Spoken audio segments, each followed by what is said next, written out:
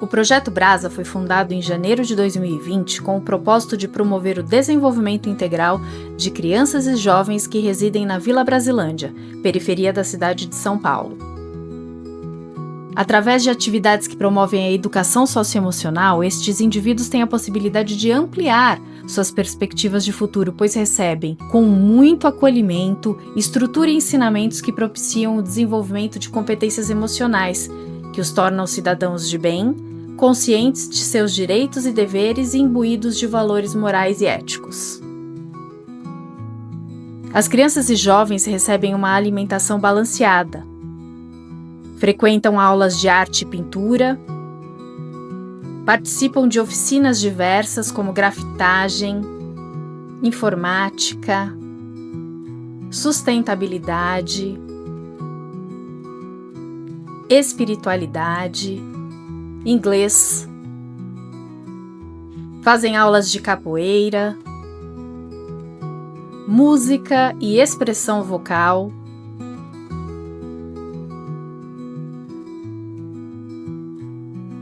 oficina de autoconhecimento e formação moral. Tudo disseminado pelo Brasa Mais a crianças entre 4 e 11 anos e a jovens entre 12 e 17 anos pelo Brasa Jovem.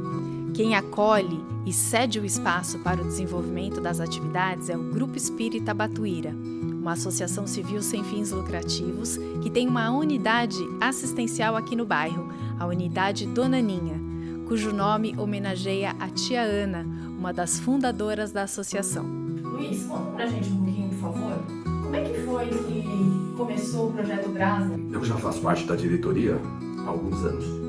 Houve muita inspiração porque a partir dali a gente percebeu que a gente poderia pegar um caminho de educação, um caminho de transformação que seria muito rico para a comunidade e para casa. Surgiu a ideia de que nós deveríamos, do lactário até a porta da universidade, cuidar dessas criaturas. De muitas coisas a gente esquece na vida, mas esse foi um registro que eu não esqueci.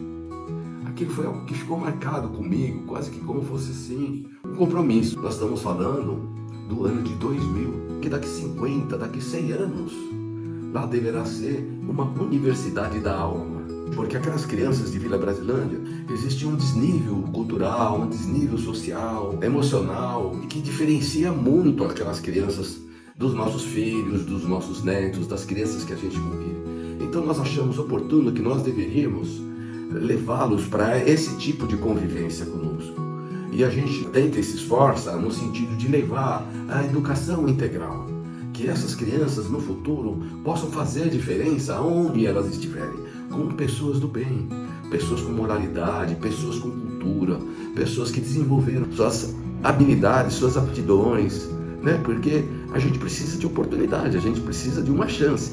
E no Brasa Mais, com toda a técnica que a Ana Célia, a Ana Paula trazem das escolas delas, isso foi muito importante para essa nossa junção. A gente acabou se descobrindo, porque nós tínhamos um sonho de 25 anos atrás e elas tinham um sonho de realizar um trabalho desses na periferia. E Luiz, o que o GEB imagina para conseguir promover o Brasa Mais e o Brasa Jovem para essa universidade da alma? Eu acho que a gente tem que ter paciência. A gente foi construir 20 anos depois esse sonho. Nós precisamos crescer, nós precisamos de mais espaço. E com mais espaço, eu tenho certeza que no momento certo, e com o apoio óbvio da espiritualidade, que é quem vai na frente, nós vamos conseguir realizar esse sonho de 2020, que eu tenho certeza que não é um sonho meu, mas um sonho nosso da família batuirense, que começou lá atrás, sabe? Um excelente programa que não só dá suporte, mas que também supre o escolar, que às vezes é fraco. Então a gente visa com muita leveza, porque a criança já fica na escola em um turno, então no turno que ela está conosco precisa ser leve. É um escolarizar mais inovador, especial, livre, porém com um baita um foco de um conteúdo pedagógico que a gente sabe que é importante que essas crianças tenham acesso. Desde que o Lucas entrou até hoje, eu só tenho muito que agradecer ao projeto, porque ele tem 3 anos de Brasa já, Lucas, e eu brinco com as professoras que aqui é a segunda casa dele. E a Yasmin, minha filha mais nova, que tem 7 anos, eu já amava o Brasa, só da gente ouvir o Lucas falando. E ela vinha também, me acompanhava em todas as reuniões, encontros de família. Eles abraçam não só nossos filhos, mas as nossas famílias. Não é só um depósito para deixar a criança por poucos tempos, assim. Tem toda uma atividade, uma programação, toda uma didática com as professoras. E esse é o diferencial deles. O Lucas melhorou bastante a relação dele, socialização dele com as outras pessoas. Ele era tímido, já era fechado. E no Brasa, ele tá em casa. É nítida a mudança. Muito. Aí aumentou o estímulo dele em trabalhar em equipe, em ter paciência mais com as brincadeiras com os irmãos, porque tudo dele era, ele não tinha paciência, ele queria brincar sozinho. Quando eu estive lá em campo, eu vi as educadoras ensinarem o inglês através de brincadeiras, depois eles fizeram uma prece, todos muito concentrados, eles estavam super agitados porque no dia seguinte ia ser o dia do amor. Então eles iam ter que escrever uma cartinha para alguém que eles gostavam muito, e isso me chamou muito a atenção, assim, o trabalho com foco no amor, na família, na espiritualidade. O foco do trabalho nas nossas escolas é a educação através do amor para a sustentabilidade. Esse é o carro-chefe da Builders e da Gara. Então, levar isso para o Brasa foi muito fácil, porque está no nosso DNA. Como a gente faz todo um trabalho socioemocional com os educadores primeiro, de autoconhecimento, de percepção de si, o que significa educar através da educação, fazer com que esse espírito realize na Terra aquilo que ele veio fazer. Com muito amor e tranquilidade, a gente precisa trabalhar nos professores as suas melhores versões, para que eles sejam bons exemplos para as crianças. E essa brincadeira, eu acho que eles conseguem memorizar muito mais fácil quando eles estão brincando. Mais divertido, mais gostoso, e aí consegue assimilar mais fácil e fica uma coisa natural. O aprendizado através da brincadeira. Isso. Toda essa expertise que a gente tem de tantos anos nas nossas escolas foi simples porque a gente já implantou o Brasa com esse viés.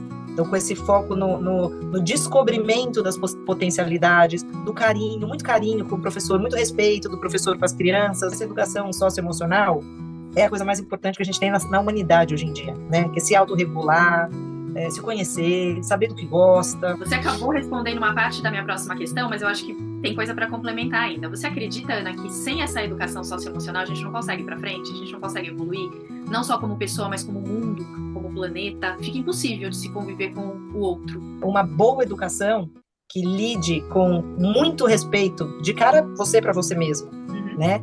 Sim. E daí todo o resto do ecossistema, por isso que a gente fala educação através do amor para a sustentabilidade. A vida no planeta Terra se mantenha, mas com amor, com alegria, com calma, com presença. Empatia. Com muita empatia. E isso precisa ser exercitado no adulto para que ele possa viver isso com as crianças. E o senhor, como médico, homeopata e defensor da saúde emocional, como o senhor avalia que esse projeto impacta positivamente na saúde dessas crianças e adolescentes? Evidentemente que o reforço da autoestima, em primeiro lugar, é fundamental. E da descoberta de quem eu sou, quais as minhas possibilidades, as minhas capacidades, os meus desejos, minhas vontades em relação à minha profissão, em relação a possibilidades culturais, educativas. Isso tudo vai trazer a eles um universo muito grande de possibilidades. E na saúde, doutor Marco? A autoestima, ela cria um estado emocional interno que propicia com que doenças não sejam desenvolvidas. Principalmente as doenças da área mental. Nós sabemos que uma criança amada, apoiada, tendo uma infância lúdica, onde ela brinque, afastada da rua, onde muitas dessas crianças são usadas para pedir dinheiro nos faróis. Então esse contato mais duro, cruel da vida moderna, e ela perde a sua primeira infância mais importante para a construção dos sentimentos, do pensamento, da ideia de família, progredir na vida. Infância lúdica e protegida, onde você brinca de capoeira, tem aulinhas de inglês, desenha, ouve música, toca alguns instrumentos de uma forma bem assim agradável, sem compromissos. Isso traz para a criança um universo todo próprio. E sem dúvida a sua saúde mental estará sendo elaborada de uma forma mais forte, que ela possa resistir melhor quando ela entrar em contato com as dificuldades da vida. Porque nós sabemos que a saúde mental da criança é afetada pela violência, pela desestruturação familiar, pelo uso de álcool e drogas, frequentemente. Esses três elementos estão presentes em todas as casas dessas crianças. Protegendo essa criança, dando ela um ambiente lúdico, a chance dela não desenvolver as doenças mentais da infância, isso seria um aspecto preventivo das doenças mentais muito importante. E o contato dos pais com a coordenação? Você, como mãe, como você classifica esse contato? Nota 10. Dispostos a sempre ajudar a gente Que nem eu falo, Brasa parece a casa de mãe, porque é impossível você falar que não foi ajudada, não foi auxiliada, tirar dúvidas, informações. Qual foi o momento que vocês observaram a virada de chave dessa criança? Que momento que ela veio crua e ela foi virando a chavinha e foi se transformando? Lógico que é um processo, né? Mas qual que foi essa virada de chave? Ir para o Brasa e os convites que as crianças recebem lá, e a alimentação gostosa que eles recebem lá, e o esporte que eles fazem lá, que os acalmam, e o jeito que eles são tratados, eles começam a se tratar. Eu não sei te dizer exatamente a virada de chave. Eu vi as crianças que entraram pequenininhas, e que hoje têm 9 anos, falando bem, se posicionando bem. O amor próprio, né, Ana? O amor próprio, exatamente. Maravilhoso. Autoconhecimento, amor próprio. Esses são valores que eles vão levar para o resto da vida. A autoestima, tudo isso está linkada com o jeito que você é tratado, com as propostas que te fazem. Nós sabemos que essa fase da adolescência é uma fase muito conturbada para os jovens, né? Tem um turbilhão de emoções que eles estão vivendo. Isso pode desencadear alguns problemas sérios de saúde mental e autoestima. Então, como é que vocês recebem esses jovens lá no projeto? E como que vocês lidam com eles até que eles se enquadrem dentro de tudo que é oferecido no projeto para que eles tenham uma educação socioemocional? O Brasa Jovem foi criado para dar um complemento aos jovens daquilo que eles não têm na escola formal, né? Então, longe de trabalhar conteúdos acadêmicos ou de ser um reforço escolar, a gente nem entra nesses temas. A nossa equipe é formada por voluntários, na sua maioria voluntários do GEB, e nós, ao longo dos quase 3 anos de existência do Brasa Jovem, viemos mudando o formato para atender a necessidade dos jovens e para fazer com que eles venham, porque um dos maiores desafios que a gente encontra no Brasa Jovem é atrair o jovem para os temas que a gente propõe, porque apesar da gente saber que são super necessários e que vão ajudar os jovens a curto, a médio e a longo prazo, eles não têm essa visão. Eles têm a visão exclusivamente do curto prazo. Então, nós colocamos como cenourinha, como atrativo para os jovens virem para o projeto, as oficinas eletivas, que são os cursos de inglês, de informática e de música. Nesse sim, eles enxergam valor, porque eles podem aplicar no dia a dia de uma maneira muito rápida, mas esses não são aqueles que nós consideramos os mais importantes. Eles realmente funcionam só como atração.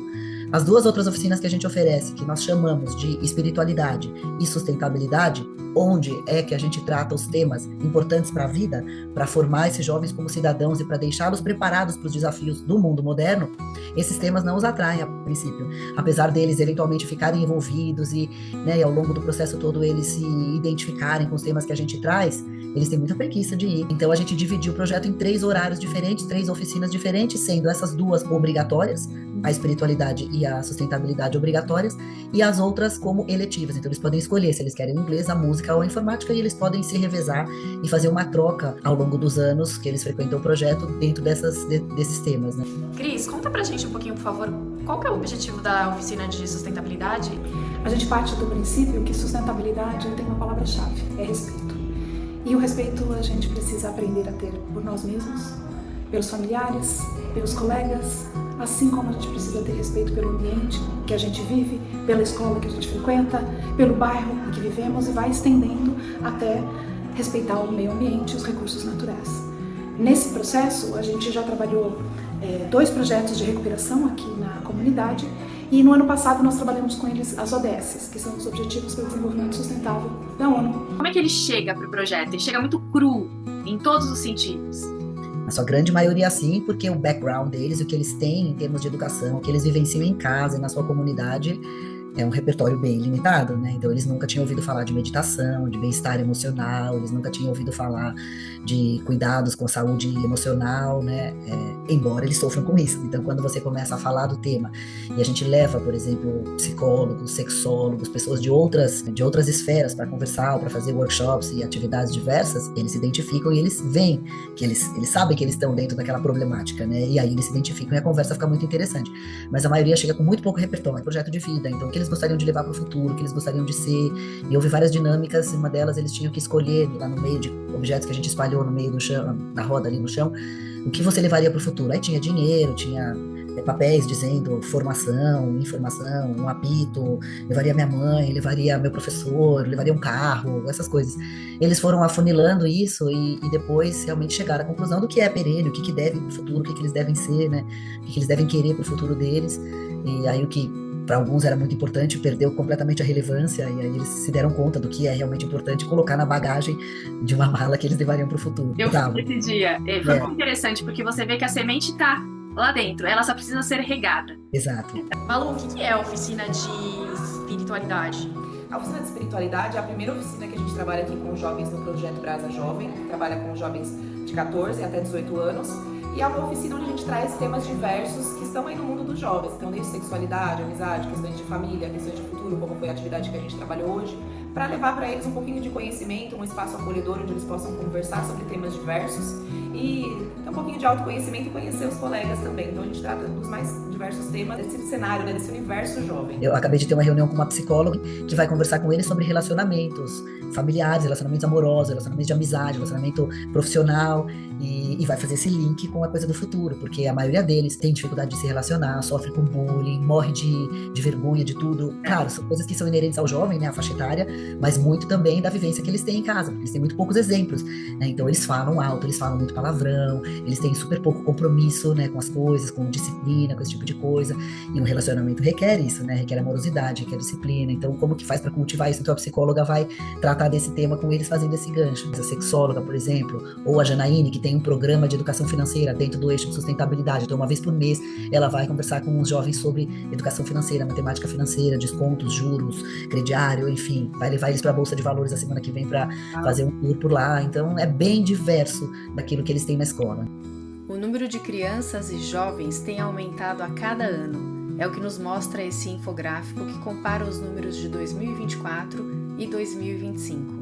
Os subsídios provêm de empresas privadas, como a Metalúrgica Ômega, as escolas particulares Builders, Gara School, Isaac Newton Educação Infantil, doadores anônimos, voluntários do Grupo Espírita Batuíra e outras doações provenientes de pessoas que se identificam com os objetivos do Projeto Brasa.